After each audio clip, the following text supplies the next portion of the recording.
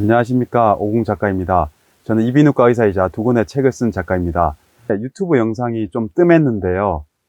병원이 너무 바빠서 찍을 시간이 안 됐습니다. 그래서 오늘은 많은 분들이 이비인후과를 방문하는 질환에 대해서 말씀드리려고 합니다.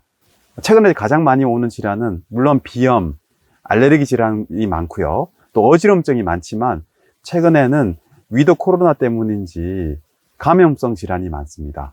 우리가 흔히 축농증이라고 부르는 부비동염이 아주 많이 오고 있습니다. 부비동이라는 공간은 두개골 안에 있는데요. 왜 생겼는지는 알 수 없는데 공기를 데우는 역할, 두개골이 좀 무거우면 안 되기 때문에 아무래도 공기가 차 있으니까 무게를 좀 줄일 수가 있고, 아무래도 공간이 있다 보면 두뇌는 아주 중요하기 때문에 충격을 좀 흡수시키지 않을까, 저는 개인적으로 그렇게 생각을 하고 있습니다. 축농증이 생기는 이유는 이 빈 공간에 말 그대로 농이 생기는 게 축농증, 부비동염인데요. 대부분 사람들은 감기나 비염이 있으면서 점막이 붓게 되면서 자연 공기가 통하는 자연공이 있는데 거기가 좁아지면서 세균이 옮아서 그 안에서 농이 형성되는 게 축농증이죠. 그래서 부비동염이 바로 걸릴 수도 있지만 대부분은 비염이나 감기 이후에 걸리는 경우가 많습니다. 최근에 소아들 중에는 파라 인플루엔자로 감염이 많이 됐는데요. 그 이후에 그 병을 다 낫고 나서 이렇게 축농증이 생기는 경우가 많습니다. 축농증을 흔히 비염이랑도 많이 구분을 못 하는데요. 비염은 알레르기 질환, 말 그대로 만성적인 알레르기 질환을 비염이라 하고요. 비염이 있는 사람들이 아무래도 점막이 많이 좁기 때문에 부비동염이 잘 생기기 때문에 비염, 부비동염, 그러니까 비염 축농증을 구분을 잘 못하는 것 같습니다.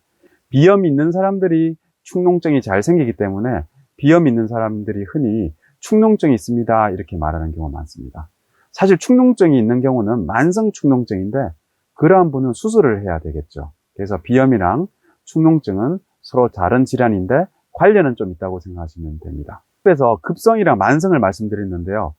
급성 축농증은 말 그대로 이제 3주 이내에 이제 생긴 건데요. 보통 몸살도 심하고요. 요즘에 보니까 목이 아프고 콧물이 나오고 열도 한 하루 이틀 나고, 그 다음에 두통, 치통, 안구통이 오고요.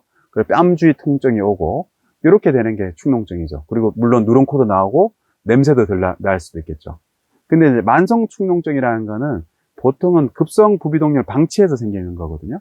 이렇게 3개월 이상 장기화 됐는데 주로 녹만 나오고요. 코막힘, 가래, 좀 악취가 특징적이죠. 어떤 사람들은 이제 임플란트 하고 나서 그런 분들도 있거든요. 그래서 이런 경우에는 진단을 해야 되는데 가장 중요한 게 증상이겠죠. 뺨이 아픈지, 눈이 아픈지, 또는 누런코가 나오는지 이런 증상을 보고 우리가 비내시경을 보면 안에 이제 농이 있는지 알 수가 있습니다. 그리고 경우에 따라서 이제 엑스레이를 찍죠. 이쪽에 부비동 엑스레이 찍으면 농이 찬 걸 볼 수가 있고요. 필요에 따라서 알레르기가 심한 사람은 알레르기 검사를 해서 이제 근본적인 원인을 봐야 되고요.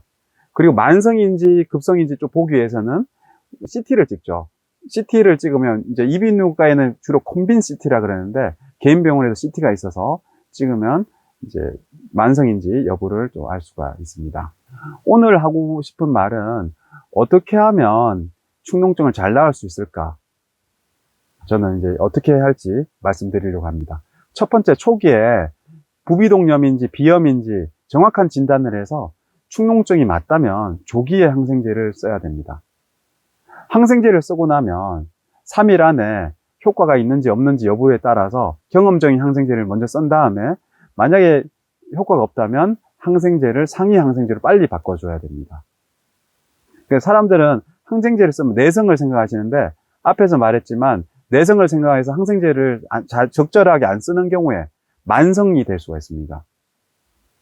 만성은 수술을 해야 되기 때문에 만성을 막으려면 조기에 급성 부비동염을 치료를 잘 해야 됩니다. 부비동염이 생기는 원리가 자연공이 좁아져서 그렇기 때문에 점막을 가라앉혀야 되기 때문에 비염이 있거나 좀 축농증이 심한 경우에는 비강 스프레이, 알레르기에 쓰는 스프레이를 사용하는 게 빨리 치료가 되고요. 그리고 농을 배출을 해야 되기 때문에 이비인후과에서 석션을 통해서 농을 배출을 할 수도 있고, 집에서 할 수 있는 가장 좋은 거는 식염수 세척을 하는 거죠. 이렇게 해서 식염수를 넣은 다음에 바깥쪽으로 이렇게 요즘 누르는 게 있는데 싹 눌러서 코가 나오는 정도로 이렇게 해주면 됩니다. 흔히 사람들이 세게 눌러가지고 농을 빼내려고 하는데 그런 것보다는 물이 들어가면서 자연스럽게 풀면 됩니다. 그래서 너무 세척을 하려고 하다 보면 귀가 아플 수 있기 때문에 너무 세게 누르지는 않는 게 좋습니다.